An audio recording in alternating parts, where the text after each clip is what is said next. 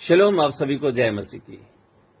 आज हम एक बहुत ही महत्वपूर्ण विषय पर चर्चा करेंगे, आत्मिक उन्नति का परमेश्वरीय सूत्र। 2 पत्रस अध्याय 3 अनुवाक 18 में लिखा है, परंतु हमारे प्रभु और उद्धारकर्ता यीशु मसीह का अनुग्रह और उसे जानने में बढ़ते जाओ।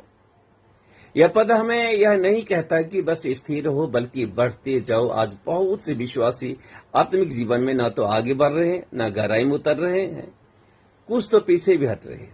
परंतु परमेश्वर की इच्छा है कि हम आत्मिक रीति से बढ़ते जाएं, फलवंत हो और उसमें गहराई से जड़ पकड़े।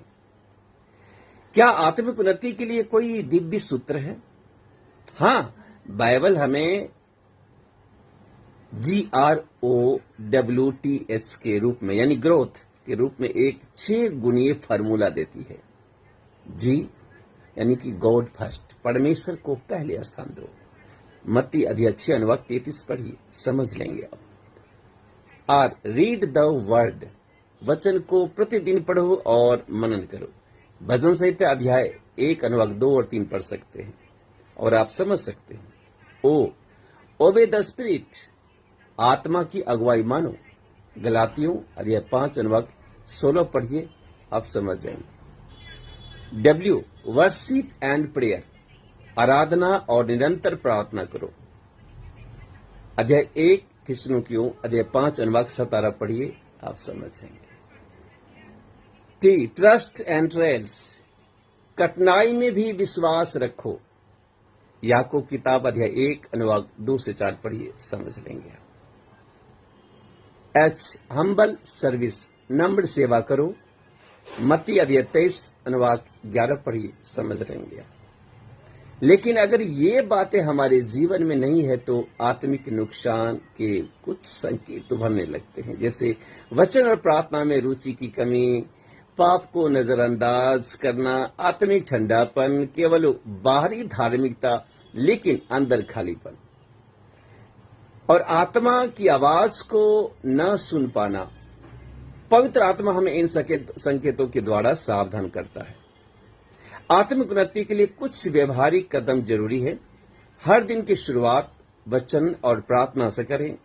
पाप को पहचान कर तुरंत पश्चाताप करें। विश्वास योग संगति में बने रहें। आत्मिक डायरी रखें जिससे आत्मिक प्रगति को जान सकें, और नियमित आत्मिक उपवास रखें ताकि आत्मा मजबूत हो। याद रखें, आत्मिक उन्नति कोई जादू नहीं है, यह एक अनुशासित और समर्पित यात्रा है।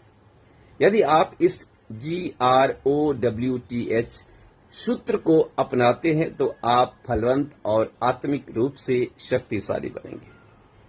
आज आप परमेश्वर से यह प्रार्थना करें।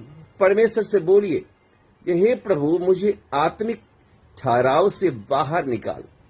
तेरे वचन, तेरी आत्मा और तेरे अनुग्रह में मुझे प्रतिदिन बढ़ाता चला। मैं तुझसे निकटता चाहता हूं और मेरी गलतियों को क्षमा कीजिए। मैं फिर से उठना चाहता हूं, फिर से खड़ा होना चाहता हूं, फिर से आपके भय में जीना चाहता हूं। और इस 6 जो लेटर है, इस सूत्र को अगर आप अमल करते हैं, उस पे चलते हैं, फिर आप देखिए, सिर्फ ये पास्टर जी मेरे आत्मिकता की कमी है, आप प्रार्थना करें, नहीं काम चलेगा। आत्मिक बढ़ोतरी के लिए प्रार्थना कीजिए, नहीं काम चलेगा। सिर्फ प्रार्थना से नहीं, एक्शन होने चाहिए आपके जीवन में। इस सूत्र को अपनाइए और आशीषित होइए। परमेश्वर आप सभी को आशीषित करे। जय मसीह।